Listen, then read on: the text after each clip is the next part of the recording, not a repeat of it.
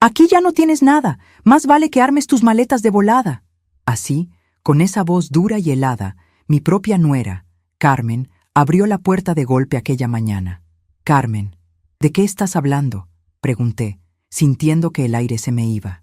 Mi hijo apareció detrás de ella, sin atreverse a verme. Mamá, vendimos la casa. El señor Rafael ya viene en camino. Estaba regando mis geranios en el corredor cuando vi a un hombre desconocido subiendo los escalones de mi casa con una carpeta en la mano. Mi corazón se aceleró cuando me di cuenta de que mi nuera Carmen estaba a su lado, sonriendo y gesticulando como si fuera la dueña de todo aquello. «Doña María, este es el señor Rafael Hernández», me dijo con una voz demasiado dulce, demasiado falsa. Vino por las llaves de la casa. Por un momento, pensé que estaba teniendo una pesadilla. Esa era la casa que construí ladrillo por ladrillo al lado de mi difunto esposo José, donde crié a mi hijo Francisco, donde viví 40 años de mi vida. Cuando logré procesar lo que estaba pasando, mi voz salió como un susurro. «¿Qué llaves? ¿De qué está hablando?». Fue entonces cuando mi hijo apareció en la puerta, evitando mi mirada, moviendo nerviosamente las manos. «Mamá, vendimos la casa. Usted va a vivir con nosotros ahora». Sus palabras me cayeron como un rayo. Me quedé parada ahí, sosteniendo la regadera, viendo a ese extraño examinar mi sala, mi cocina, mi patio donde planté cada árbol. Carmen se acercó y me susurró al oído: «Es mejor que lo acepte de una vez, porque los papeles ya están firmados. Es solo una casa, doña María, solo una casa», como si pudiera reducir toda una vida a ladrillos y cemento. El hombre tomó las llaves de las manos de Carmen como si fuera la cosa más natural del mundo. Mi nieto Miguel llegó corriendo de la escuela y gritó: «Abuela, ¿por qué hay gente extraña aquí?». Nadie le respondió. Francisco finalmente me miró y dijo: «Mamá, usted entiende, ¿verdad? Necesitamos el dinero. Además, usted ya está muy mayor para cuidar una casa tan grande sola». «Es solo una casa, mamá». «Muy mayor». Las palabras resonaron en mi mente mientras veía a Rafael Hernández examinando cada cuarto de la casa donde construí todos mis sueños. Me senté en la mecedora del corredor, esa que José me había hecho con sus propias manos hace 30 años, y observé cómo ese extraño caminaba por mi hogar como si ya fuera suyo. Carmen le mostraba los closets, le explicaba el funcionamiento de la lavadora, le señalaba las goteras que necesitaban reparación. Hablaba de mi casa con tanta familiaridad que cualquiera pensaría que había vivido aquí toda su vida, cuando en realidad solo venía los domingos para las comidas familiares, siempre quejándose de algo, que hacía mucho calor, que los muebles eran muy viejos, que el baño necesitaba remodelación. «La señora ha cuidado muy bien la propiedad», le decía Carmen al comprador, como si yo fuera la jardinera de la casa y no la dueña. «Pero ya saben cómo son las personas mayores, se aferran mucho a las cosas del pasado». Francisco asintió desde la puerta, con esa sonrisa nerviosa que ponía cuando sabía que estaba haciendo algo malo, pero trataba de convencerse de que era necesario. Era la misma expresión que tenía cuando era niño y rompía algo, esperando que yo no me diera cuenta. Rafael Hernández parecía un hombre decente. Se acercó a mí con respeto y me dijo: «Señora, lamento mucho que tenga que dejar su hogar. Si hay algo que pueda hacer para que la transición sea más fácil». Carmen lo interrumpió rápidamente. «No se preocupe, señor Hernández. Doña María ya está muy contenta de mudarse con nosotros». «¿Verdad, doña María?». Me quedé callada. No sabía qué decir. Todo había pasado tan rápido que mi mente aún no podía procesar la realidad. Esa mañana me había levantado en mi propia casa, y ahora un extraño tenía las llaves de mi vida. «Mamá, vamos adentro para que empaque sus cosas», me dijo Francisco, tomándome del brazo. Sus manos estaban sudorosas y temblaban ligeramente. Sabía que estaba nervioso, pero no entendía por qué. Si realmente creía que esto era lo mejor para mí, ¿por qué parecía tan culpable? Caminamos hacia mi recámara, donde habían puesto 3 cajas de cartón sobre mi cama. «Carmen compró las cajas», explicó Francisco. «Pensamos que con esto sería suficiente para sus cosas personales. Los muebles van incluidos en la venta». Los muebles incluidos en la venta. Mi ropero de caoba que José había comprado para nuestro primer aniversario. La cómoda donde guardaba las fotos de la familia. la mesa del comedor donde habíamos celebrado todos los cumpleaños de Francisco, todo incluido en la venta, como si fueran objetos sin historia, sin memoria, sin alma. ¿Y mis plantas?, pregunté. Francisco suspiró. Mamá, en el departamento no hay espacio para todas esas macetas. Puede llevarse una o dos, las más pequeñas. Una o dos plantas, de las 50 que había cultivado durante décadas. Cada una tenía su historia. La que me regaló mi comadre Rosa cuando nació Miguel, la que salvé de una helada terrible, la que planté el día que José cumplió 60 años. Pero para Francisco eran solo plantas, objetos que ocupaban espacio innecesario. Me senté en la orilla de mi cama y traté de procesar todo. En una sola tarde, había perdido mi casa, mis muebles, mi jardín, mi independencia, y según mi propia familia, debería estar agradecida por ello. Carmen entró a la recámara con una sonrisa que no llegaba a sus ojos. Doña María, le preparé el cuarto que va a ser suyo en nuestra casa. Es pequeñito pero muy cómodo, junto a la lavandería. Va a estar muy tranquila ahí, junto a la lavandería, el cuarto más ruidoso de la casa, donde ponían todo lo que no sabían dónde acomodar.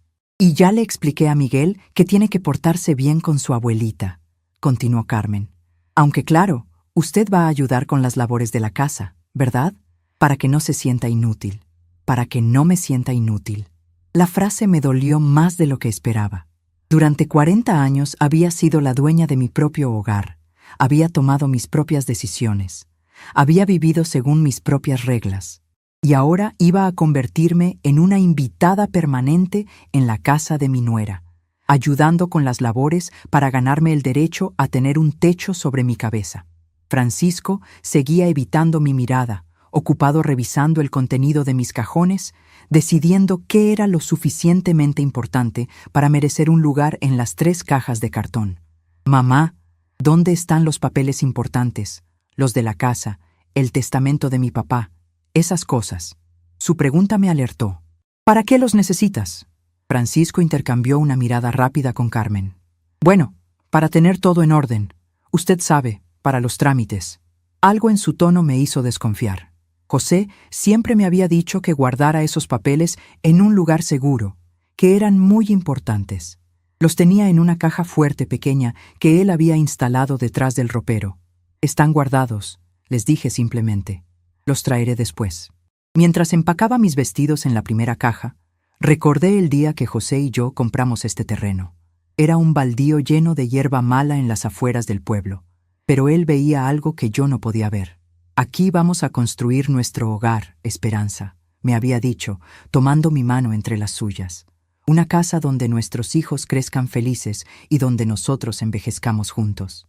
Habíamos tardado 5 años en terminar de construirla, trabajando los fines de semana, ahorrando cada peso, cargando ladrillos y mezclando cemento con nuestras propias manos. José trabajaba como albañil durante la semana y los sábados y domingos construía nuestra casa. Yo lavaba ropa ajena para juntar dinero para los materiales.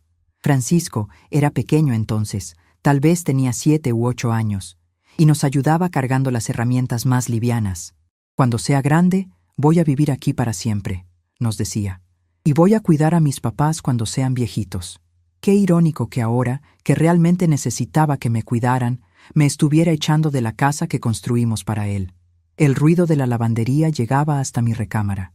Carmen había puesto una carga de ropa y el sonido de la centrifugadora hacía vibrar las paredes.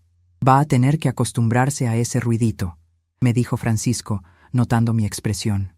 Pero bueno, a su edad ya no debe dormir tan profundo, ¿verdad? A mi edad. Otra referencia a lo vieja que estaba, a lo poco que importaban ya mis comodidades, mis necesidades, mis preferencias. Era como si al cumplir 70 años hubiera perdido el derecho a tener opiniones propias. Doblé mi vestido azul, el que usaba para ocasiones especiales, y lo puse en la caja. José me lo había regalado para nuestro 20º aniversario. Te ves hermosa con ese color, me había dicho, como el cielo en día claro. Ahora ese vestido iba camino a un cuarto junto a la lavandería, en una casa donde yo sería tolerada por caridad, donde cada bocado que comiera sería un favor que me hacían. ¿Cuándo había dejado de ser una madre para convertirme en una carga? ¿Cuándo Francisco había decidido que mi bienestar era menos importante que el dinero de la venta? Carmen regresó con una escoba y empezó a barrer debajo de la cama. «Hay que dejar todo bien limpiecito para el nuevo dueño», comentó. «El nuevo dueño». Como si yo nunca hubiera existido en esta casa, como si 40 años de vida pudieran borrarse con una escoba. Encontró una caja de zapatos debajo de la cama y la abrió sin pedirme permiso. Estaba llena de cartas que José me había escrito cuando éramos novios. ¡Ay, qué cosas guarda doña María! Estas cartas viejas ya no sirven para nada. Arrancó la caja de mis manos antes de que pudiera protestar. ¿Qué van a hacer con tanto papel amarillento? Esos papeles amarillentos eran las únicas pruebas físicas que me quedaban de que alguna vez fui amada, deseada, cortejada. Eran las palabras que José me había escrito cuando trabajaba en otra ciudad y me extrañaba. Cartas donde me prometía que construiríamos una vida juntos, que seríamos felices, que envejeceríamos rodeados del amor de nuestros hijos. Qué equivocados habíamos estado. Quiero guardar esas cartas, les dije con firmeza. Carmen suspiró dramáticamente. Está bien, pero solo unas pocas. No tenemos espacio para tantas cosas viejas. Unas pocas cartas de amor de 40 años de matrimonio. Esa era la porción de mi historia que mi nuera consideraba aceptable. Francisco seguía revisando cajones, y de repente se detuvo. Había encontrado mi libreta de ahorros, la que yo mantenía en secreto, donde guardaba el dinero del alquiler del pequeño departamento que José me había dejado en el centro del pueblo.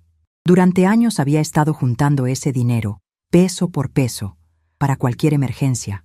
Era mi seguridad, mi tranquilidad, mi independencia económica. Y ahora Francisco la tenía en sus manos, hojeándola con los ojos muy abiertos. «Mamá, ¿de dónde salió todo este dinero?» Su voz había cambiado. Ya no sonaba culpable. Sonaba acusatorio, como si yo hubiera cometido un crimen. «Son mis ahorros», respondí simplemente. Carmen se acercó de inmediato, tratando de ver por encima del hombro de su esposo. «¿Cuánto hay ahí?» Francisco siguió pasando las hojas de la libreta. «Hay más de 300,000 pesos aquí, mamá. ¿Por qué no nos había dicho? ¿Por qué tendría que haberles dicho? Ese dinero era mío, producto de mi trabajo y mis sacrificios». Pero la mirada en los ojos de Carmen me dijo todo lo que necesitaba saber. Ya estaba calculando cómo gastar ese dinero. Ya estaba planeando en qué iban a invertir mis ahorros. «Doña María, qué bueno que tiene ese dinerito guardado. Así puede contribuir con los gastos de la casa. Mantener a una persona mayor sale caro, usted sabe.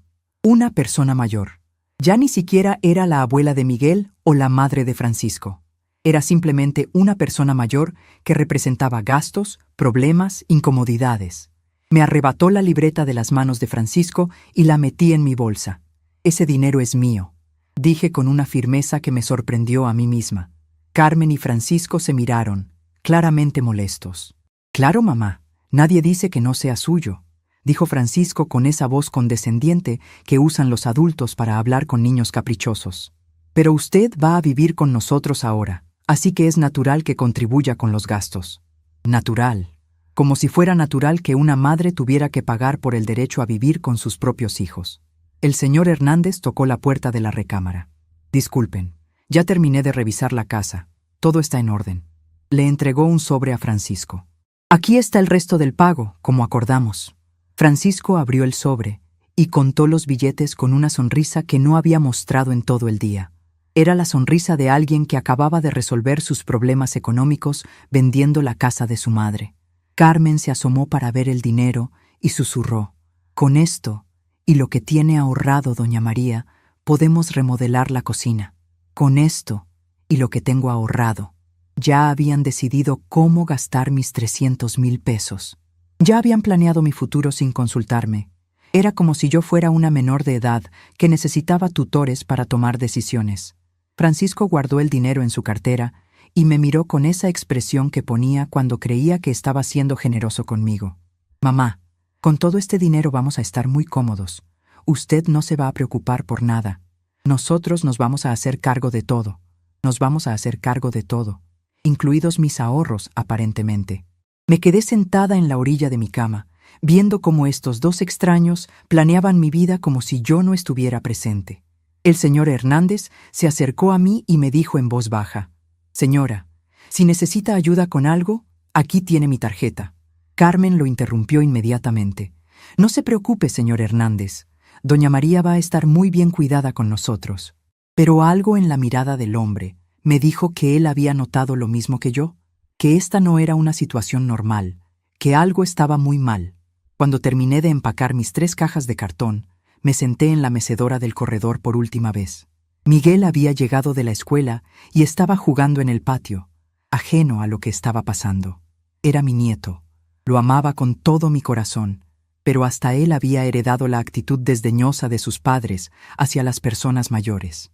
La semana pasada le había pedido que me ayudara a alcanzar un libro del librero alto, y me había respondido: «Ay, abuela, ¿por qué no le pides a alguien más joven?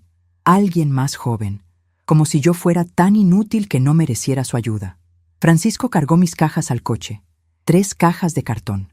Esa era toda mi vida, según él. 40 años de recuerdos, fotografías, objetos queridos, cartas de amor, reducidos a 3 cajas que cabían en la cajuela de un auto.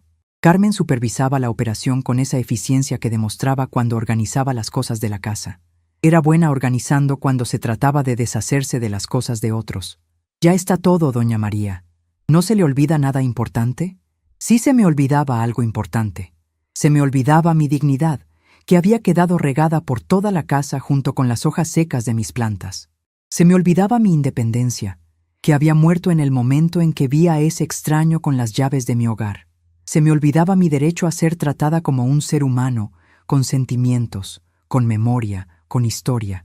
Pero esas cosas no cabían en cajas de cartón, así que supuse que tendría que dejarlas atrás. Subí al coche sin mirar hacia atrás. Si volteaba a ver mi casa una vez más, sabía que me iba a quebrar por completo, y no podía permitir que Francisco y Carmen me vieran llorar. Eso sería darles demasiada satisfacción. Durante el trayecto hacia su casa, Carmen no dejaba de hablar de lo bien que la íbamos a pasar todas juntas, de lo útil que iba a ser tener una abuela en casa para cuidar a Miguel, de lo feliz que se pondría José si pudiera vernos a todas viviendo en armonía. José, mi difunto esposo, que había trabajado como animal durante 40 años para construir esa casa que acababa de perder. José, que me había prometido que siempre tendría un hogar.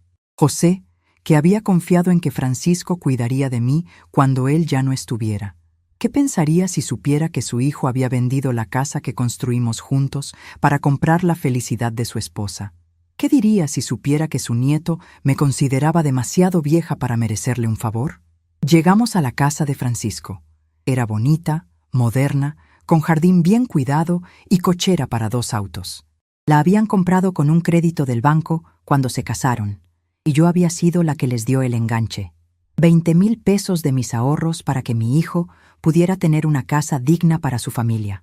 Ahora esa casa iba a ser mi hogar, mi refugio, mi prisión. Carmen me mostró mi cuarto con orgullo, como si me estuviera haciendo el favor más grande del mundo. Era efectivamente pequeño, con una cama individual, un buró viejo y un espejo con manchas de humedad, junto a la pared compartida con la lavandería. ¿Le gusta, doña María? Puse sábanas limpiecitas y todo. Le gusta. Como si tuviera opción, como si pudiera decir que no me gustaba y buscar alternativas. Esa era mi realidad ahora, agradecer las migajas de comodidad que me daban en mi propia familia. Francisco puso las 3 cajas en una esquina del cuarto. «Mañana puede organizar sus cosas, mamá. Ahora vamos a cenar. Vamos a cenar. La primera cena en mi nueva vida, donde yo sería la invitada permanente. Pero lo que ellos no sabían, lo que no habían considerado en todos sus planes perfectos para disponer de mi vida, era que yo tenía más recursos de los que imaginaban. Y sobre todo, tenían más fuerza de la que ellos creían. Esa noche, acostada en esa cama extraña, escuchando el ruido constante de la lavandería, tomé la decisión más importante de mis 72 años de vida. No iba a ser víctima de la ambición de mi propia familia. No iba a permitir que me trataran como un objeto descartable. Y definitivamente, no iba a entregar mis ahorros para financiar los caprichos de Carmen. Al día siguiente, mientras ellos dormían, iba a empezar a cambiar las reglas del juego. Porque resulta que ser vieja no significaba ser estúpida, y definitivamente no significaba ser indefensa. Francisco y Carmen habían cometido el error más grande de sus vidas. Habían subestimado a María Esperanza Morales, y ahora iban a descubrir exactamente quién era yo realmente. La primera noche en casa de Francisco fue la más larga de mi vida. El ruido de la lavadora no paró hasta las 2 de la madrugada, y cuando finalmente logré quedarme dormida, el motor del refrigerador que estaba del otro lado de la pared me despertó cada hora. A las 5:30 de la mañana, Carmen ya estaba haciendo ruido en la cocina, preparando el desayuno de Francisco antes de que se fuera al trabajo. El olor del café llegaba hasta mi cuartito, pero nadie me avisó que ya estaba listo. Me levanté y salí en bata a la cocina. Francisco estaba terminando de desayunar, leyendo el periódico, y Carmen lavaba los platos. «Buenos días», dije suavemente. Francisco levantó la vista un segundo y murmuró algo parecido a un saludo antes de volver a su lectura. Carmen me miró de arriba a abajo. «Ay, doña María, ¿ya se levantó? Pensé que las personas mayores dormían más». Personas mayores. Nuevamente esa categoría que parecía incluirme en un grupo especial de seres humanos con necesidades y horarios diferentes. «¿Hay café?», pregunté. Carmen señaló la cafetera con la cabeza. «Claro, sírvase. Y ya que está despierta, ¿me puede ayudar a tender las camas? Yo tengo que alistar a Miguel para la escuela». Ayudar a tender las camas. Mi primera tarea como huésped de mi propia familia. Francisco se levantó de la mesa, besó a Carmen en la frente y se dirigió hacia la puerta. «Nos vemos en la noche, mamá. Pórtese bien», me dijo con esa sonrisa condescendiente que había perfeccionado desde que era adolescente. «Pórtese bien», como si fuera una niña problemática que necesitaba supervisión. Me serví el café y me senté en la mesa donde aún estaban las migajas del desayuno de Francisco. Carmen había puesto el plato sucio en el fregadero, junto con la taza y los cubiertos, esperando obviamente que yo me hiciera cargo de lavarlos. Era mi primera mañana en su casa y ya estaba estableciendo las reglas. Yo era la empleada doméstica no pagada, la que se levantaba a limpiar lo que otros ensuciaban. Miguel bajó corriendo las escaleras con su uniforme de la escuela mal puesto y los zapatos desabrochados. «Abuela, ¿me puedes hacer el desayuno? Mamá dice que está muy ocupada». Carmen gritó desde la recámara. «Miguel, dile a tu abuela que te prepare panqueques. Y que no se le olvide hacer tu almuerzo». Que no se le olvide. Como si preparar el desayuno y el almuerzo de Miguel fuera una responsabilidad que yo había aceptado automáticamente al mudarme a esta casa. Como si ser abuela significara convertirme en la sirvienta de mis propios nietos. Mientras preparaba los panqueques de Miguel, recordé las mañanas en mi propia casa. Me levantaba cuando quería, desayunaba lo que se me antojaba, regaba mis plantas en paz y silencio. Tenía mis rutinas, mis horarios, mi tranquilidad. Ahora mi día empezaba a las 5:30 con ruidos ajenos, y a las 7 ya tenía una lista de tareas que cumplir para ganarme el derecho a seguir viviendo aquí. Miguel comió sus panqueques en silencio, revisando algo en su tablet. «Gracias, abuela», murmuró sin levantar la vista. Carmen bajó corriendo, maquillándose mientras caminaba. «¿Ya está listo el almuerzo de Miguel?», revisó la lonchera que yo había preparado con la eficiencia de una supervisora. Está bien. Miguel, vámonos que llegamos tarde». Se dirigieron hacia la puerta sin despedirse. Miguel se detuvo en el último momento y me gritó. «Abuela, cuando regrese de la escuela, ¿me puedes ayudar con la tarea?». Otra tarea más en mi lista del día. Otra responsabilidad que nadie me había consultado si quería asumir. Cuando se fueron, me quedé sola en la cocina con los platos sucios del desayuno. La casa estaba en silencio por primera vez desde que había llegado. Me senté en la mesa y miré a mi alrededor. Esta cocina era bonita, moderna, con electrodomésticos nuevos y alacenas de madera. Francisco y Carmen habían logrado tener una vida cómoda. El problema era que ahora yo formaba parte de esa vida como la empleada doméstica de la familia, no como la matriarca respetada que debería ser a mi edad. Empecé a lavar los platos y mis pensamientos volaron hacia mi propia cocina.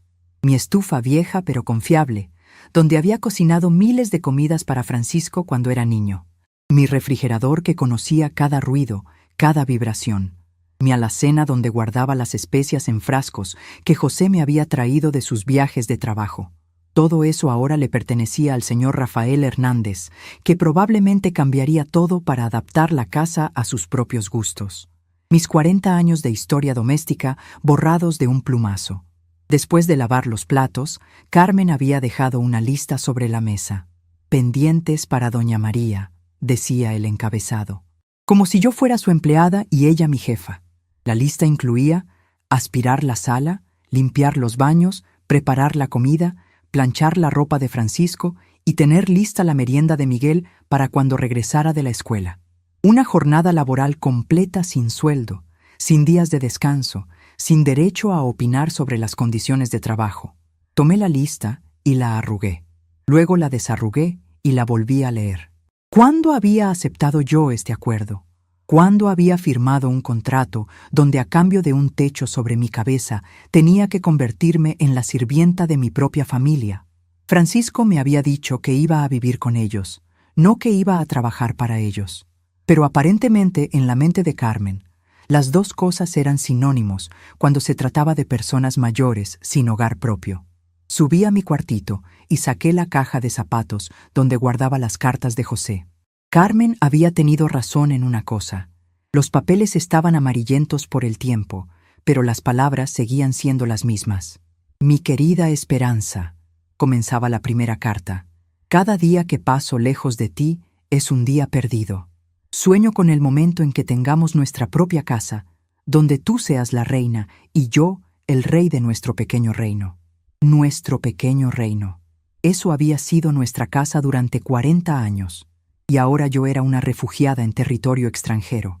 En otra carta, José me escribía sobre sus planes para nuestra familia. Vamos a tener hijos hermosos, y les vamos a enseñar el valor del trabajo, del respeto, de la gratitud. Nuestro hijo va a cuidar de nosotros cuando seamos viejitos, porque así es como funciona una familia de verdad. Qué equivocado había estado mi pobre José.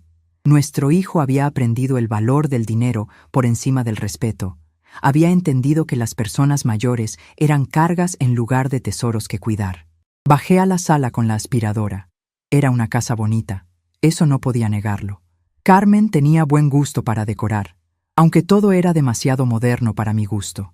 Fotos familiares en marcos plateados, muebles de piel beige, una televisión enorme que dominaba toda la pared. En la repisa había una foto de la boda de Francisco y Carmen, otra de Miguel en su primera comunión, varias de cumpleaños y celebraciones, pero no había ni una sola foto mía o de José.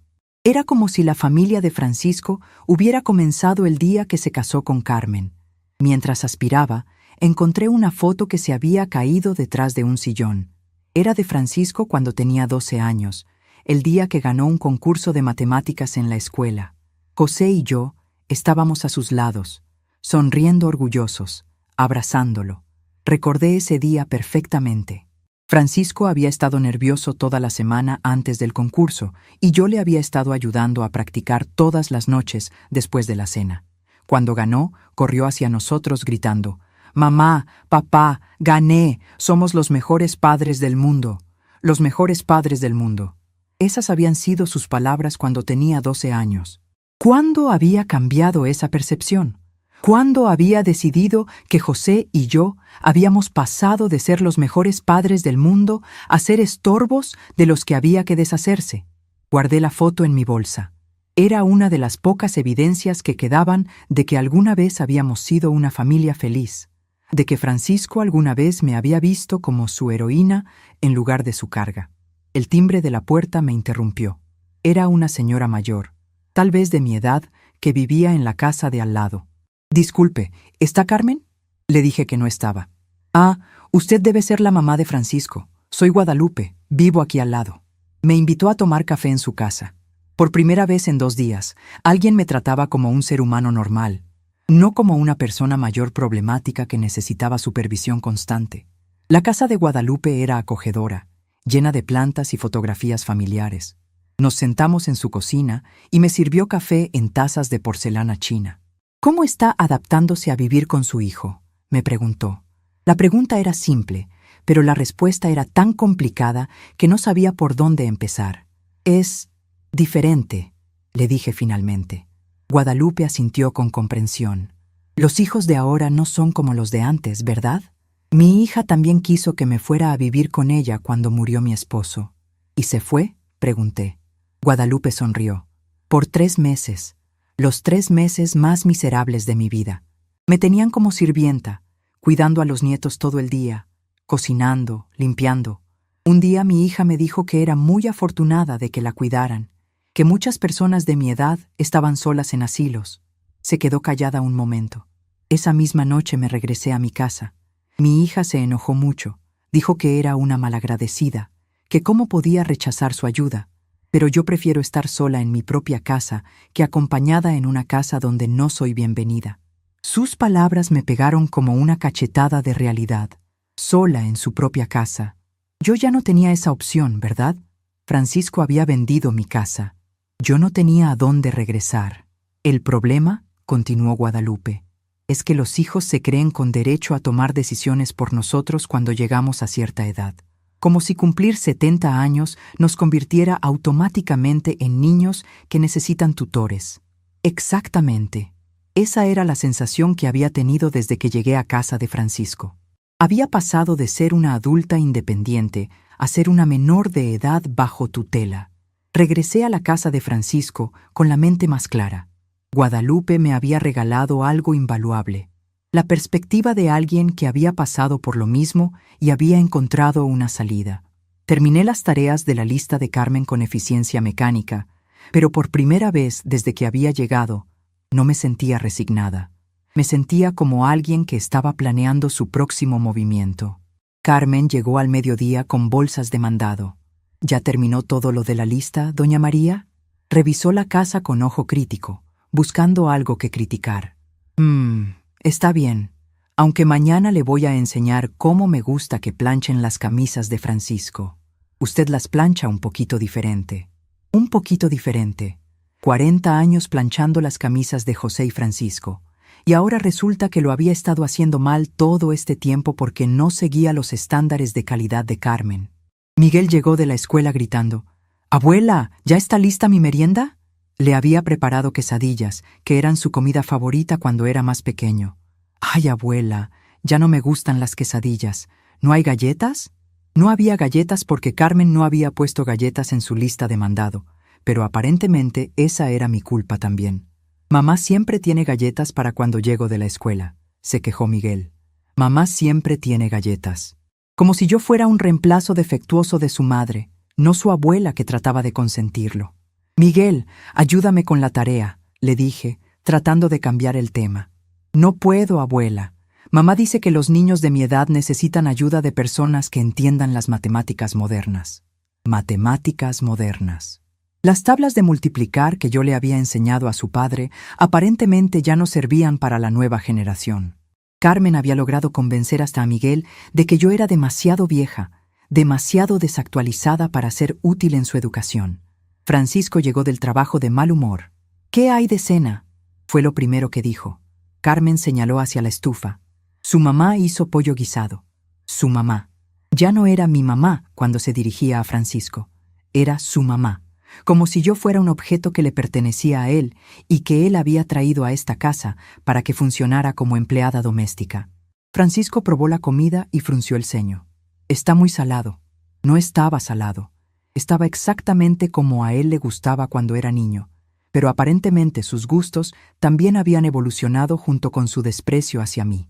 Durante la cena, Carmen le contó a Francisco sobre sus planes para remodelar la cocina. «Con el dinero de la venta de la casa y lo que tiene ahorrado doña María, podemos poner una isla en el centro y cambiar todos los gabinetes. Lo que tiene ahorrado doña María». Ya habían decidido que mis 300,000 pesos eran parte de su presupuesto familiar. Yo estaba sentada ahí mismo, comiendo con ellos, y hablaban de mi dinero como si yo no pudiera escucharlos. ¿Ya preguntaron precios? Francisco estaba claramente emocionado con la idea de gastar mis ahorros. Sí, el señor que nos cotizó dijo que con 400,000 podemos hacer una remodelación completa. Queda perfecta. 400,000. Habían inflado mágicamente mi cuenta de ahorros en 100,000 pesos. O tal vez estaban planeando que yo contribuyera con mis 300,000 y ellos pusieran los otros 100,000 del dinero de la venta de mi casa. De cualquier manera, ya habían gastado mi dinero antes de pedírmelo. Esa noche, acostada en mi cama junto a la ruidosa lavandería, saqué otra vez la libreta de ahorros. Efectivamente, tenía 325,000 pesos. Dinero que había juntado peso por peso durante 20 años, alquilando el pequeño departamento que José me había dejado en el centro del pueblo. Un departamento que ellos no sabían que existía, porque nunca se habían molestado en preguntarme qué otras propiedades había dejado José en el testamento. José había sido más inteligente de lo que Francisco le daba crédito. Sabía que algún día su hijo podría necesitar dinero, pero también sabía que era importante que yo tuviera mi propia seguridad económica. Por eso había puesto el departamento únicamente a mi nombre, sin mencionar a Francisco como heredero. Si algo me pasa, me había dicho, ese departamento es tu seguridad, Esperanza. Nunca te quedes sin opciones. Opciones. Esa era la palabra clave. José me había dejado opciones, y hasta ahora yo no había considerado usarlas. Al día siguiente, mientras Carmen y Miguel estaban fuera, llamé al señor Rafael Hernández desde el teléfono de la casa. Le expliqué quién era y le pregunté si podíamos hablar. Claro, doña María. De hecho, tengo algunas preguntas sobre la casa que me gustaría hacerle. Acordamos encontrarnos en un café del centro esa tarde. No le dije a Carmen ni a Francisco sobre la cita. Algo me decía que era importante mantener esa conversación en privado. Rafael Hernández resultó ser un hombre más gentil de lo que había pensado. Me contó que había comprado la casa porque quería algo en un barrio tranquilo para su madre, que también era viuda. Cuando la vi a usted el día de la compra, me dijo, me recordó mucho a mi mamá. Por eso quería hablar con usted, para asegurarme de que está bien. Le conté brevemente mi situación, sin entrar en detalles sobre cómo me sentía en casa de Francisco. Doña María, me dijo Rafael después de escucharme, tengo que decirle algo importante. Cuando su hijo me vendió la casa, algo no me cuadró. Él firmó todos los papeles como si fuera el único dueño, pero cuando revisé los documentos originales en el registro público, la propiedad está únicamente a su nombre. Su hijo no tenía derecho legal de venderla. Mis sospechas se confirmaron. Francisco había vendido una casa que no era suya. Había falsificado mi firma en los documentos de venta. ¿Qué significa eso?, le pregunté. Rafael suspiró. Significa que legalmente la venta es nula. Usted sigue siendo la dueña de esa casa, y yo técnicamente no tengo derecho a vivir ahí. Se quedó callado un momento. Pero también significa que su hijo cometió un fraude, y eso es un delito grave. La información me abrumó. Francisco no solo me había traicionado vendiendo mi casa, había cometido un crimen para hacerlo. No quiero meterlo en problemas, le dije a Rafael. Él sonrió tristemente. Doña María, él ya se metió solo en problemas. La pregunta es ¿qué vamos a hacer al respecto? Me propuso una solución que no había considerado. Él podía quedarse en la casa pagándome una renta mensual, mientras yo decidía qué hacer con Francisco y Carmen. Sería como si fuera mi inquilino, explicó. Usted recupera su patrimonio, yo tengo un lugar donde vivir, y su hijo aprende que no puede disponer de lo que no es suyo. Regresé a casa de Francisco esa tarde con una sensación nueva en el pecho. Por primera vez en días, sentía que tenía control sobre algo. Rafael me había dado no solo información valiosa, sino opciones reales. Podía recuperar mi casa, podía tener ingresos mensuales, podía enseñarle a Francisco una lección que jamás olvidaría. Lo único que tenía que decidir era cuándo y cómo iba a actuar. Carmen me recibió en la puerta con una sonrisa falsa. ¿Dónde había andado, doña María? La estuve buscando para que me ayudara con unas cosas. Ayudar con unas cosas. El eufemismo que usaba para decir que quería que trabajara gratis en su casa. Fui al centro, le dije simplemente. No era mentira, y tampoco era toda la verdad. Carmen frunció el ceño. ¿Al centro? ¿Para qué? Como si necesitara su permiso para salir de la casa. Como si fuera una adolescente que tenía que reportar todos sus movimientos. A caminar, le respondí. Técnicamente cierto. Había caminado varias cuadras desde la parada del autobús hasta el café donde me encontré con Rafael. Carmen no parecía satisfecha con la respuesta, pero no insistió. Bueno, mañana sí necesito que se quede porque vienen unos señores a dar presupuesto para la remodelación de la cocina. Presupuesto para la remodelación. Con mi dinero, por supuesto. Esa noche, Francisco llegó más tarde de lo normal. Había estado bebiendo, lo cual no era común en él. Se sentó en la mesa de la cocina con una cerveza y me miró con esa expresión que ponía cuando quería hablar de algo serio. Mamá, Carmen y yo hemos estado pensando. Usted tiene todo ese dinero ahorrado y nosotros tenemos gastos importantes. Ahí venía la petición formal, el momento en que me iban a pedir oficialmente que financiara su remodelación. ¿Qué tipo de gastos?, pregunté, aunque sabía perfectamente la respuesta. Francisco tomó un trago de cerveza. La cocina está muy vieja, mamá. Necesitamos modernizarla, y Miguel va a necesitar dinero para sus actividades escolares el próximo año. Gastos importantes. Una remodelación de cocina y las actividades escolares de Miguel. Como si esas fueran emergencias que justificaran usar los ahorros de toda mi vida. Francisco, le dije con cuidado, ese dinero es mi seguridad. Es todo lo que tengo. Él suspiró impaciente. Mamá, usted ya no necesita seguridad. Vive aquí con nosotros. Nosotros nos hacemos cargo de todo. Su dinero está mejor invertido en mejorar la casa donde vive ahora, donde vivo ahora. Como si esta casa fuera mi hogar permanente, como si hubiera renunciado para siempre al derecho de tomar mis propias decisiones sobre mi futuro. Déjeme pensarlo, le dije. Francisco sonrió, interpretando mi respuesta como una victoria. Por supuesto, mamá. Tómese su tiempo, pero recuerde que entre más pronto empecemos la remodelación, más pronto vamos a estar todos más cómodos. Todos más cómodos. Con mi dinero financiando su comodidad, mientras yo seguía durmiendo en el cuarto junto a la lavandería, trabajando como empleada doméstica sin sueldo. Esa madrugada, mientras escuchaba el ruido familiar de la lavadora, tomé la decisión final. Francisco y Carmen habían cruzado todas las líneas posibles. Habían vendido mi casa ilegalmente, habían planeado gastar mis ahorros sin consultarme, me habían convertido en su sirvienta y ahora me pedían que les agradeciera por el privilegio de ser explotada por mi propia familia. Pero se habían olvidado de algo importante. Yo también sabía jugar sucio cuando era necesario. Al día siguiente iba a empezar a mover las piezas del tablero. Rafael Hernández iba a ser mi aliado involuntario. Mis ahorros iban a ser mi arma secreta. Y mi departamento en el centro iba a ser mi escape. Francisco y Carmen habían subestimado gravemente a María Esperanza Morales, y ahora iban a descubrir exactamente cuánto iba a costarles ese error de cálculo. A las 5 de la madrugada, cuando toda la casa dormía, me levanté con una claridad mental que no había sentido en semanas. Me puse mi vestido azul, el que José me había regalado para nuestro 20º aniversario, y salí silenciosamente de la casa.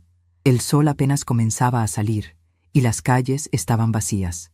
Caminé hasta la parada del autobús con mis papeles importantes en la bolsa. Hoy iba a empezar a recuperar mi vida, y nadie iba a detenerme. Mi primera parada fue el banco. Cuando abrieron las puertas a las 8 de la mañana, yo ya estaba esperando en la fila. Le expliqué al gerente que necesitaba acceso completo a mi cuenta de ahorros y que quería abrir una cuenta nueva en una sucursal diferente. ¿Hay algún problema con su cuenta actual, señora Morales?, me preguntó. No, le respondí con una sonrisa. Simplemente quiero más privacidad en mis asuntos financieros. El gerente asintió con comprensión. Las personas de mi edad a menudo tenían que protegerse de familiares ambiciosos. Transferí 200,000 pesos a la nueva cuenta y dejé solo 125,000 en la cuenta original.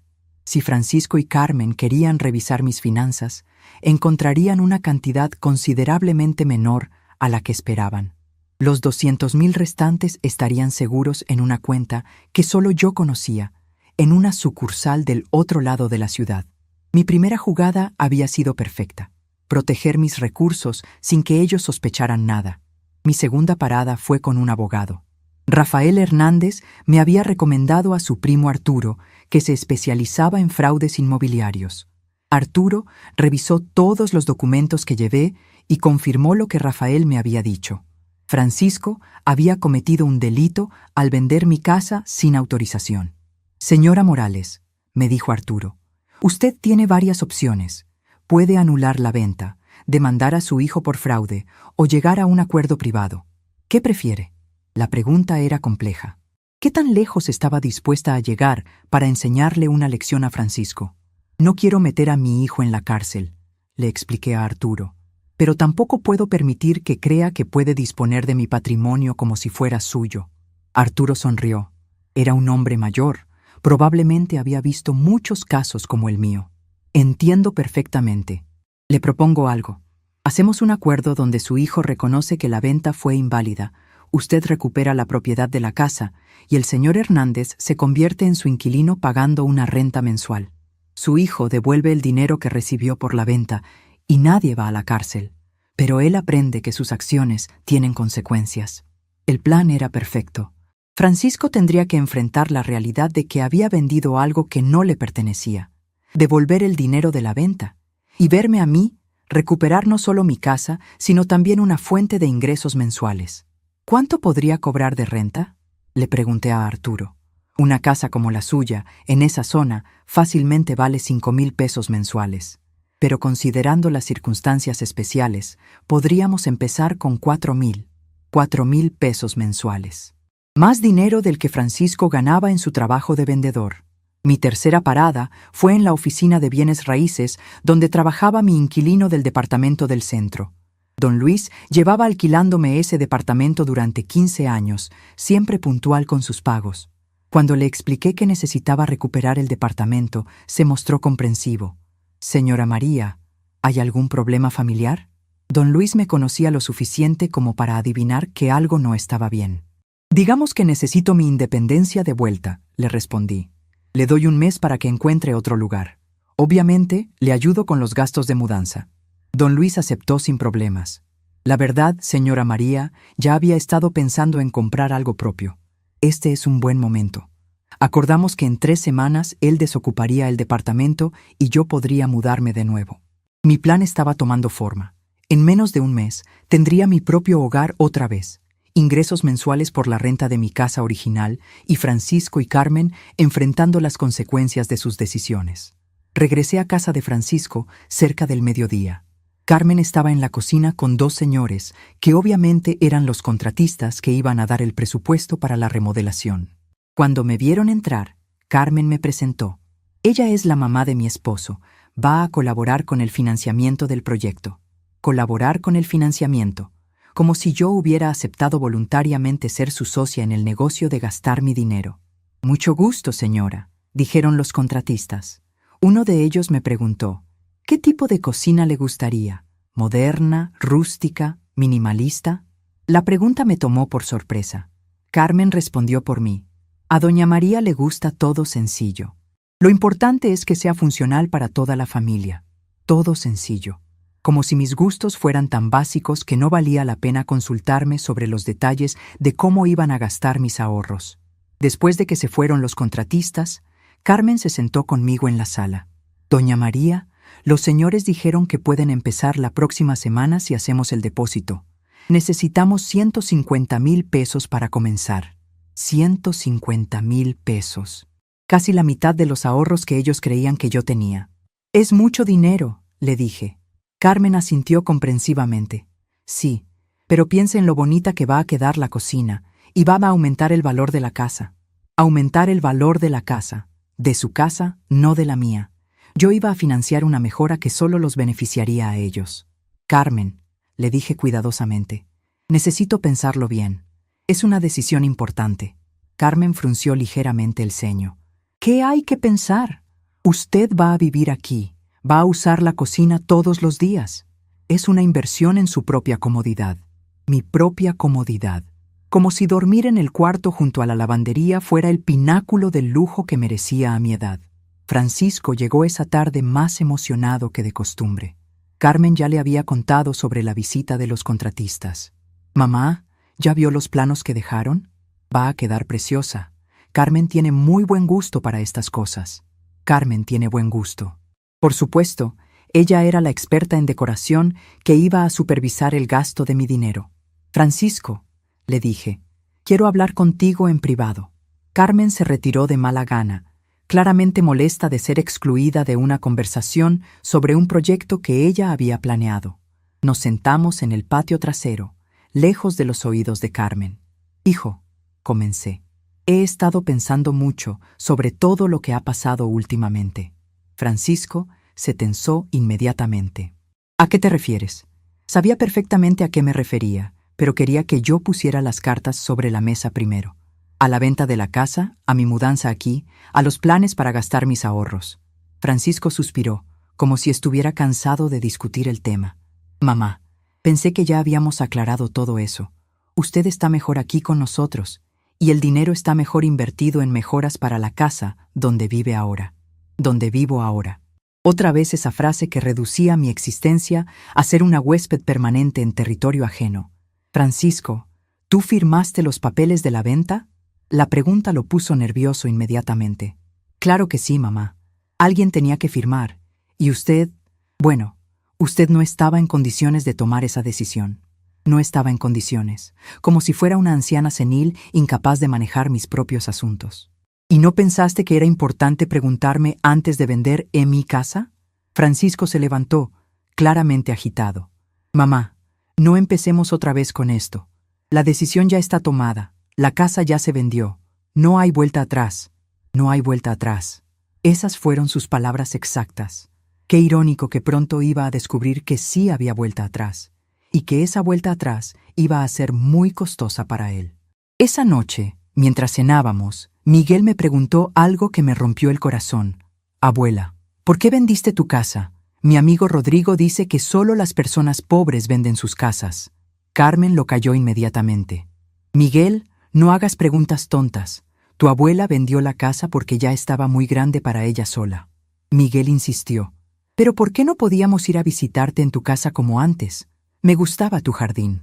A Miguel le gustaba mi jardín. Mi nieto de 8 años entendía algo que sus padres habían decidido ignorar, que mi casa era especial, que tenía valor sentimental, que representaba algo más que metros cuadrados de propiedad vendible. Miguel, le dije suavemente, a veces los adultos toman decisiones que creen que son correctas, pero que en realidad lastiman a las personas que aman. Francisco me lanzó una mirada de advertencia, pero yo continué. Tu abuela está aprendiendo a adaptarse, pero eso no significa que esté feliz con todo lo que ha pasado. Carmen cambió el tema abruptamente. Miguel, cuéntale a tu abuela sobre el proyecto de ciencias que tienes que hacer. Miguel se animó inmediatamente. Era un niño inteligente, y cuando hablaba de sus estudios, recordaba al Francisco niño que había sido mi orgullo. Tengo que hacer una maqueta del sistema solar, abuela. ¿Me puedes ayudar? La petición me emocionó. Finalmente, algo en lo que mi edad y experiencia eran vistas como recursos valiosos en lugar de obstáculos. Después de la cena, Miguel y yo nos sentamos en la mesa del comedor a planear su proyecto. Mientras dibujábamos los planetas en papel, me contó cosas de la escuela, de sus amigos, de sus sueños. Abuela, me dijo en un momento, ¿es cierto que cuando eras joven no había televisión?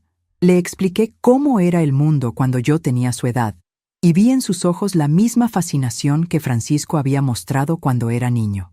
En algún momento de los últimos 30 años, Francisco había perdido esa capacidad de asombro, esa curiosidad por las historias de sus mayores. Al día siguiente, mientras Carmen estaba en el trabajo y Miguel en la escuela, recibí una llamada de Arturo, el abogado. Señora Morales, ya está listo el documento legal. ¿Cuándo quiere que se lo entregue a su hijo? La pregunta me paralizó momentáneamente. Una vez que Francisco recibiera esos papeles, ya no habría vuelta atrás en nuestra relación. Él sabría que yo había descubierto su fraude, que había tomado medidas legales, que ya no era la anciana indefensa que él creía poder manipular. Arturo, le dije, quiero que se los entregue mañana por la tarde, cuando esté en su trabajo. Que sus compañeros vean cómo llegó un abogado a buscarlo, que sienta la vergüenza pública de enfrentar las consecuencias de sus actos. Arturo se rió suavemente. Señora Morales, me gusta su estilo. Mañana a las 3 de la tarde estoy en su oficina. Perfecto. Francisco iba a tener el susto de su vida cuando viera llegar a un abogado con documentos que demostraban su fraude. Esa tarde, Carmen llegó con más catálogos de cocinas. Doña María, encontré unos diseños hermosos. ¿Ya decidió sobre el financiamiento? La insistencia en el tema me confirmó que habían dado por hecho que yo iba a pagar la remodelación. Carmen, he estado pensando, y creo que es mejor esperar un poco antes de hacer una inversión tan grande. Carmen se veía confundida. ¿Esperar? ¿Por qué? Los señores dijeron que si no apartamos la fecha, tenemos que esperar hasta el próximo mes. Porque 150,000 pesos es mucho dinero, y quiero estar segura de que es la mejor decisión. Carmen se sentó a mi lado con esa paciencia forzada que usaba cuando trataba de explicarme algo que consideraba obvio. Doña María, usted va a vivir aquí por el resto de su vida. Esta inversión va a beneficiar a toda la familia, incluyéndola a usted, por el resto de mi vida. La frase que encerraba toda su estrategia. Convencerme de que este era mi destino final, que ya no tenía opciones, que lo mejor que podía hacer era financiar mi propia comodidad en su casa. Carmen, le dije con una calma que me sorprendió a mí misma, el dinero es mío, y voy a decidir cuándo y cómo gastarlo. Por primera vez desde que había llegado a esta casa, vi un destello de enojo real en los ojos de Carmen. Por supuesto que el dinero es suyo, doña María. Nadie está diciendo lo contrario. Pero también creí que usted entendía que ahora formamos una familia, y en las familias se comparten los recursos. Compartir los recursos. El eufemismo perfecto para justificar el robo legal de mis ahorros. Esa noche, Francisco llegó de muy mal humor. Carmen ya le había contado sobre mi negativa a financiar inmediatamente la remodelación. Mamá, Carmen me dice que no quiere cooperar con la cocina. ¿Qué está pasando? Su tono era acusatorio, como si yo fuera una niña rebelde que se estaba portando mal. Francisco, solo quiero tomarme mi tiempo para pensar las cosas. Francisco se sirvió una cerveza y se sentó frente a mí con esa expresión que ponía cuando se preparaba para una confrontación. Mamá, no entiendo cuál es el problema. Usted va a vivir aquí, va a usar la cocina, va a beneficiarse de las mejoras. ¿Por qué está poniendo obstáculos? Obstáculos. Querer control sobre mis propios ahorros era poner obstáculos a sus planes. Además, continuó Francisco, con lo que costó mantener su casa vieja, este dinero está mejor invertido aquí. Por lo menos aquí se va a ver el beneficio. Mantener mi casa vieja. Como si 40 años de historia familiar fueran simplemente un gasto innecesario que había que eliminar. Francisco, le dije levantándome de la mesa, mañana vas a entender muchas cosas que hoy no entiendes. Dejé la frase en el aire y me fui a mi cuarto. Francisco se quedó sentado, claramente confundido por mi respuesta críptica, pero demasiado enojado como para seguir preguntando. Carmen murmuró algo sobre personas mayores siendo tercas, pero no pude escuchar todo lo que dijo. En mi cuarto, saqué una hoja de papel y escribí una carta que tenía planeada desde hacía días. Francisco y Carmen, escribí, para cuando lean esto, yo ya no voy a estar viviendo en esta casa. Descubrí algunas cosas sobre la venta de mi casa que me obligaron a tomar medidas legales. Un abogado se va a contactar con ustedes para explicarles la situación. No tomen esto como un acto de venganza, sino como una lección sobre las consecuencias de tomar decisiones sobre la vida de otras personas sin consultarles. María Esperanza. Guardé la carta en un sobre y la puse dentro de mi bolsa. Mañana, después de que Arturo visitara a Francisco en su trabajo, yo iba a desaparecer de esta casa tan silenciosamente como había llegado. Pero a diferencia de cuando llegué, ahora yo tenía el control de la situación. Tenía opciones, tenía recursos, tenía un plan. Francisco y Carmen habían jugado conmigo pensando que era una anciana indefensa. Mañana iban a descubrir exactamente quién era María Esperanza Morales cuando decidía luchar por su dignidad.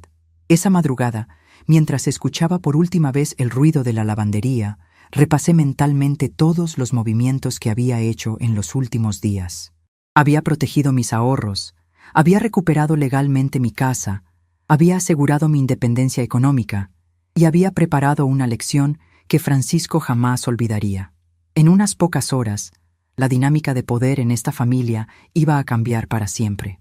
A las 6 de la mañana, cuando Carmen empezó a hacer ruido en la cocina preparando el desayuno de Francisco, yo ya estaba completamente vestida y lista.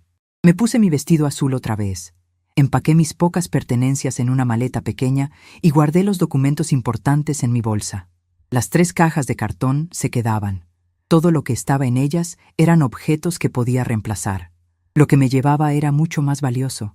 Mi dignidad recuperada, mi independencia restaurada y el conocimiento de que nunca más iba a permitir que nadie decidiera por mí cómo vivir mi vida. Cuando Francisco y Carmen se fueran al trabajo y Miguel a la escuela, yo iba a salir de esta casa por la puerta principal, con la cabeza en alto, como la dueña de mi propio destino que había vuelto a ser. La mujer que había construido una casa con sus propias manos no iba a permitir que nadie la convirtiera en una refugiada en su propia familia. María Esperanza Morales había vuelto, y esta vez venía preparada para la guerra. A las 9 de la mañana, cuando la casa finalmente quedó vacía, tomé mi maleta pequeña y caminé hacia la puerta principal. Por primera vez en semanas, salía de esa casa sin tener que explicarle a nadie a dónde iba ni cuándo regresaría. La sensación de libertad era tan intensa que por un momento me detuve en el umbral, respirando el aire fresco de la mañana. María Esperanza Morales se iba de esta casa como había llegado, con dignidad, pero esta vez por decisión propia. Dejé la carta sobre la mesa del comedor, exactamente donde Carmen ponía sus listas diarias de tareas para mí. Había cierta justicia poética en usar ese mismo lugar para mi despedida. Al lado de la carta dejé las llaves que Carmen me había dado para que me sintiera como en casa. Qué irónico que las llaves que supuestamente me daban pertenencia fueran en realidad símbolos de mi prisión. Ahora las devolvía como la primera declaración de mi independencia recuperada. El taxi que había llamado me esperaba afuera. El chofer, un señor de mi edad llamado Enrique, me ayudó con la maleta. ¿Todo bien, señora?, me preguntó, notando tal vez la mezcla de nervios y determinación en mi rostro. Sí, le respondí. Hoy empiezo una nueva etapa de mi vida. Enrique sonrió. Qué bueno, señora. A nuestra edad, todavía tenemos muchas etapas por vivir. Tenía razón. Francisco y Carmen habían cometido el error de asumir que a los 72 años yo ya no tenía más capítulos que escribir. Mientras el taxi se alejaba de la casa de Francisco, me permití sentir una mezcla de tristeza y liberación.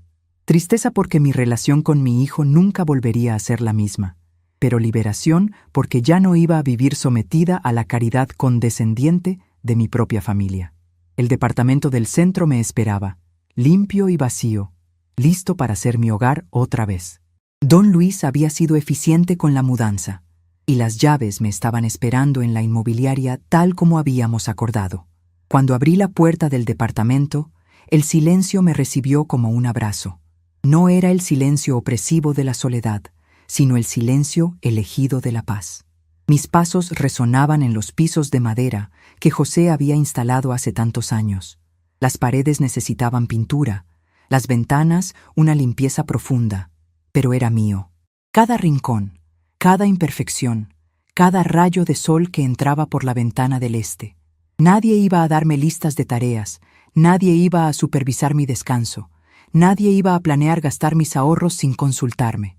Pasé toda la mañana recorriendo el departamento, recordando los años que José y yo habíamos vivido ahí antes de mudarnos a la casa. Era nuestro primer hogar como matrimonio, el lugar donde habíamos soñado con el futuro, donde habíamos planeado construir nuestra casa propia. Después de que José murió, había decidido alquilarlo en lugar de venderlo porque no podía deshacerme de tanto historia. Qué afortunado había sido esa decisión. Ese departamento se había convertido en mi salvación, mi ancla en el mar de cambios que Francisco y Carmen habían desatado en mi vida. A las 3 de la tarde en punto, mi teléfono sonó. Era Arturo. Señora Morales, misión cumplida. Su hijo acaba de recibir los documentos. Debería ver su cara. O me contó que Francisco había estado en una reunión con clientes cuando llegó la notificación legal. Sus compañeros de trabajo habían presenciado todo: la llegada del abogado, la entrega de documentos, la explicación de que había vendido ilegalmente una propiedad que no era suya. Su jefe le pidió que se retirara temprano para resolver sus asuntos personales, me informó Arturo. Creo que su hijo está empezando a entender la gravedad de la situación. Perfecto.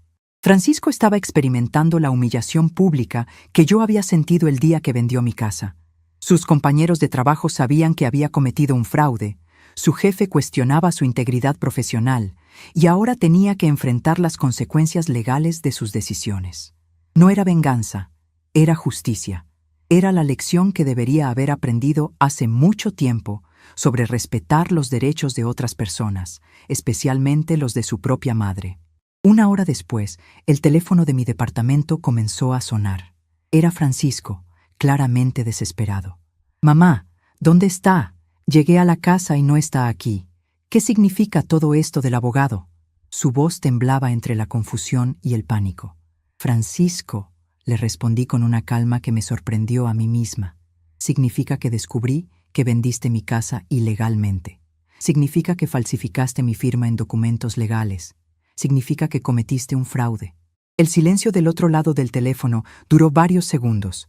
Mamá, yo solo quería que estuviera segura, que tuviera un lugar donde vivir. Francisco había perdido toda la arrogancia de los días anteriores. Ya no era el hijo que me explicaba pacientemente por qué sus decisiones eran mejores que las mías. Era un hombre adulto que se estaba dando cuenta de que había cometido un error muy grave. Francisco, le interrumpí, tú no querías que estuviera segura. Querías mi dinero para remodelar tu cocina y pensaste que si me quitabas mi casa, no tendría otra opción más que dártelo. No es cierto. Nosotros la íbamos a cuidar, le íbamos a dar todo lo que necesitara.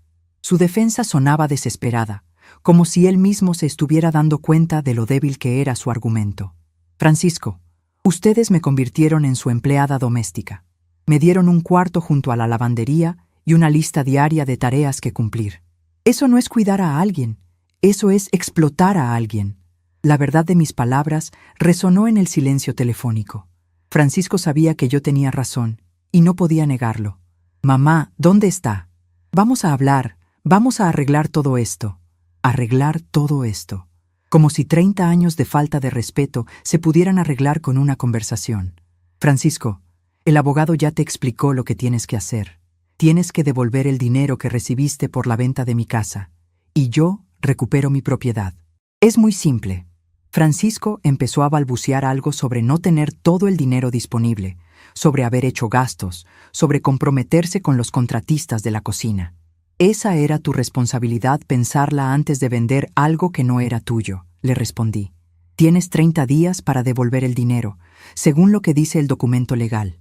Si no puedes hacerlo, el señor Hernández y yo tendremos que considerar otras opciones legales.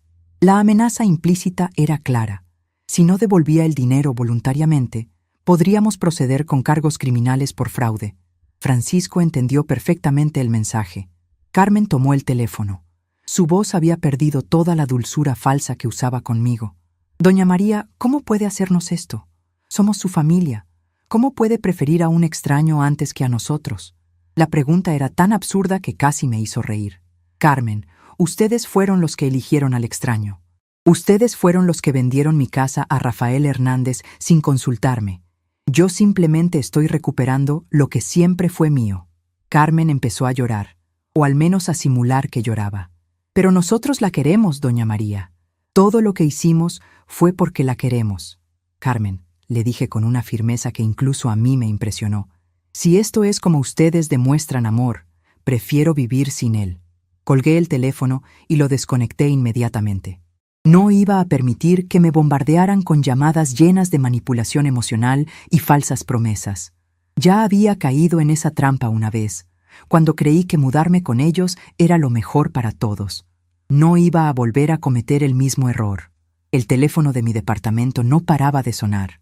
Lo mantuve desconectado todo el resto del día. Aproveché el tiempo para ir de compras, algo que no había podido hacer libremente en semanas.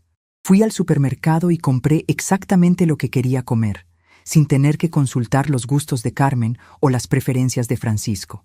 Compré flores para decorar la mesa, algo que Carmen consideraba un gasto innecesario. Compré mis galletas favoritas, que Miguel había desdeñado por ser de personas mayores. Esa noche preparé la cena que quise, sopa de pollo con verduras frescas, exactamente como me gustaba. Comí en silencio, viendo el atardecer desde mi ventana, saboreando cada cucharada de mi libertad recuperada. No había ruido de lavadora, no había televisión a volumen excesivo, no había conversaciones sobre gastos y presupuestos para remodelar cocinas con mi dinero. Solo el silencio elegido de una mujer que había decidido vivir en sus propios términos. Al día siguiente, Rafael Hernández vino a visitarme. Trajo un contrato de arrendamiento ya redactado y una propuesta que me sorprendió gratamente. Señora María, he estado pensando en nuestra situación. Su casa es hermosa, pero es demasiado grande para una persona sola. ¿Qué le parece si la rento completa por 5,000 pesos mensuales, pero usted puede usar la recámara principal cuando quiera? Así tiene su departamento aquí en el centro y también acceso a su casa original cuando le provoque. La propuesta era perfecta. 5,000 pesos mensuales de ingreso garantizado, más la posibilidad de visitar mi casa cuando extrañara el jardín o quisiera recordar los tiempos felices con José. Me parece excelente, le respondí. Pero hay una condición. Si mi hijo no devuelve el dinero en 30 días, usted puede proceder legalmente contra él. Rafael asintió. Era un hombre de negocios. Entendía que los contratos tenían que cumplirse. Por cierto, me dijo Rafael antes de irse, ayer en la tarde llegó su hijo a la casa preguntando por usted. Estaba muy alterado.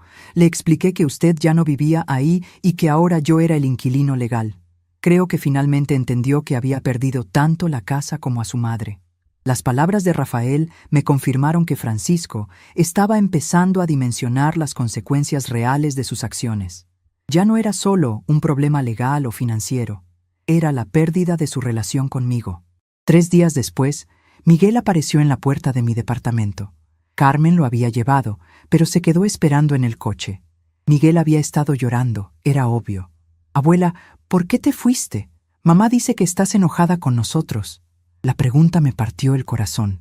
Miguel era inocente en toda esta situación, pero inevitablemente iba a sufrir las consecuencias de las decisiones de sus padres.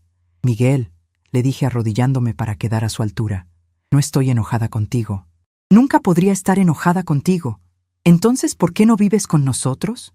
Mamá dice que preferiste vivir sola que con tu familia. Las palabras eran claramente de Carmen, pero salían de la boca de mi nieto. Miguel, a veces los adultos toman decisiones que lastiman a otras personas. Tus papás tomaron decisiones sobre mi vida sin preguntarme, y eso me dolió mucho. Miguel me abrazó con fuerza. Abuela, ¿ya no me vas a ayudar con mis tareas? La pregunta me hizo sonreír a pesar de todo. Claro que sí, mi amor. Puedes venir a visitarme cuando quieras. Miguel se quedó 1 hora conmigo. Terminamos el proyecto del sistema solar que habíamos empezado en casa de Francisco. Mientras pegábamos los planetas en cartulina, me contó que sus papás habían estado discutiendo mucho en casa, que su mamá lloraba por las noches, que su papá llegaba tarde del trabajo y se encerraba en su cuarto.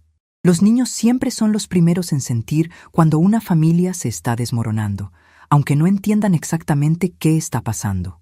Abuela, me dijo Miguel antes de irse, ¿tú y papá se van a volver a hablar algún día? La pregunta era imposible de responder honestamente. Miguel, tu papá tiene que aprender algunas cosas importantes sobre cómo tratar a las personas que ama. Cuando las aprenda, tal vez podamos volver a hablar. Miguel asintió con la seriedad que solo los niños pueden tener cuando tratan de entender el mundo de los adultos. Carmen no se bajó del coche cuando vino a recoger a Miguel. Me saludó con un movimiento de mano desde la distancia, pero su rostro mostraba una mezcla de vergüenza y resentimiento. Ya no era la mujer segura de sí misma que había planeado mi futuro sin consultarme. Era alguien que se estaba dando cuenta de que había subestimado gravemente a su adversario. Miguel me abrazó fuerte antes de irse. «Te amo, abuela», me susurró. «Yo también te amo, mi nieto hermoso», le respondí. 1 semana después, Francisco apareció solo en mi departamento. Se veía cansado, avejentado, como si la presión de los últimos días le hubiera añadido años encima. «Mamá, necesitamos hablar». Lo invité a pasar, pero no le ofrecí café. Esa pequeña cortesía tenía que ganársela de nuevo. Nos sentamos en la sala, y por primera vez en años, Francisco parecía genuinamente nervioso en mi presencia. «Mamá, lo siento. Sé que me equivoqué. Sé que no debería haber vendido la casa sin preguntarle. Era un inicio, pero no era suficiente.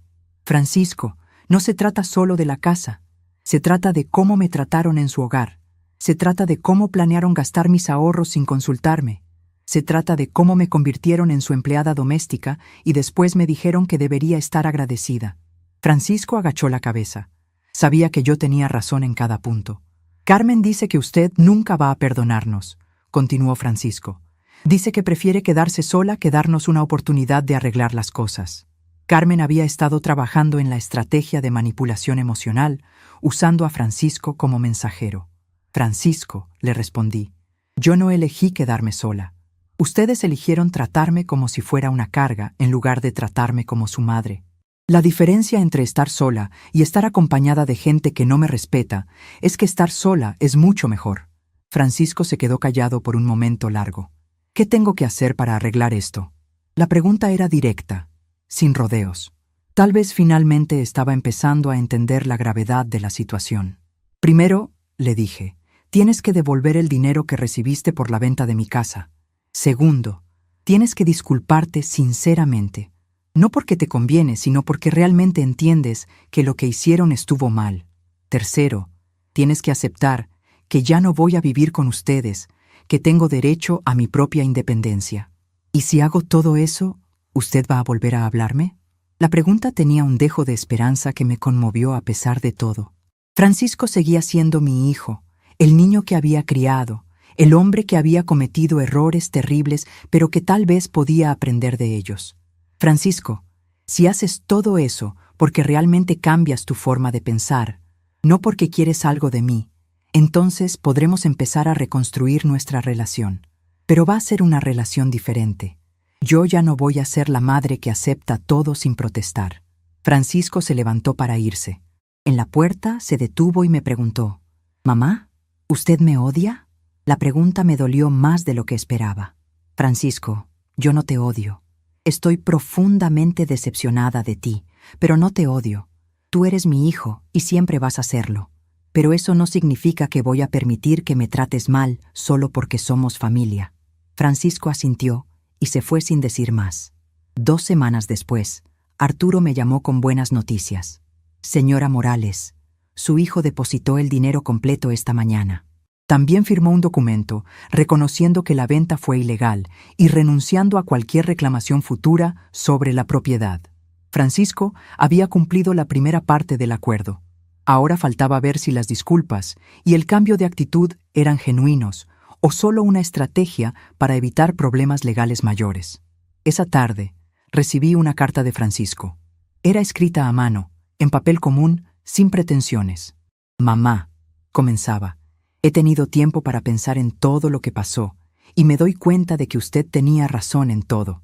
Carmen y yo la tratamos como si fuera una empleada en lugar de tratarla como nuestra madre. Planeamos gastar su dinero como si fuera nuestro. Le quitamos su casa y después le dijimos que debería estar agradecida. No tengo excusas para nada de eso. Solo puedo decirle que me arrepiento profundamente y que entiendo si nunca me perdona». La carta continuaba. «Miguel la extraña todos los días. Pregunta por usted, quiere visitarla, no entiende por qué su abuela se fue. Carmen también se arrepiente, aunque le cuesta trabajo admitirlo. Pero yo no le estoy escribiendo para pedirle que vuelva con nosotros. Le estoy escribiendo para pedirle perdón, sin esperar nada a cambio. Usted merecía mucho mejor de nosotros, y lamento que hayamos tardado tanto en darnos cuenta». La carta estaba firmada simplemente. «Francisco». Esa noche, sentada en mi departamento, con las flores frescas que había comprado decorando la mesa, leí la carta de Francisco varias veces. Sus palabras sonaban sinceras, pero la sinceridad tendría que probarse con el tiempo y con acciones, no solo con palabras escritas en papel. Había aprendido que las personas pueden decir lo correcto cuando necesitan algo, pero cambiar realmente requiere mucho más que buenas intenciones. Decidí que iba a darle a Francisco la oportunidad de demostrar que había aprendido la lección, pero esta vez sería una relación en mis términos. Visitas programadas, respeto mutuo, reconocimiento de mi independencia. Ya no iba a ser la madre abnegada que aceptaba todo sin protestar. Iba a ser María Esperanza Morales, una mujer de 72 años que había aprendido que nunca es demasiado tarde para exigir el respeto que una merece. Al día siguiente, le escribí una carta de respuesta a Francisco. «Hijo», le escribí, «acepto tus disculpas y acepto intentar reconstruir nuestra relación, pero va a ser paso a paso, con respeto mutuo y con el entendimiento de que yo tengo derecho a vivir mi vida como considere mejor. Puedes traer a Miguel a visitarme los sábados por la tarde, si quiere venir. Podemos empezar desde ahí». Era un inicio, pequeño pero real. Cuando puse la carta en el buzón, sentí una mezcla de esperanza y cautela. Tal vez Francisco realmente había aprendido la lección.